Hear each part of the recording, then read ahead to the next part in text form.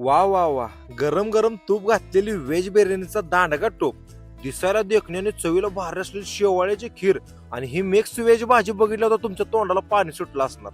महाप्रसाद सिरीज मधला हे आपला व्हिडिओ नंबर 8. सालाबादप्रमाणे ह्या वर्षी बी आमच्या मंडळात सुद्धा महाप्रसाद जवळजवळ 2,500 लोकांचा महाप्रसाद होता. त्यामुळे पातेली पण मोठी लाटच होती.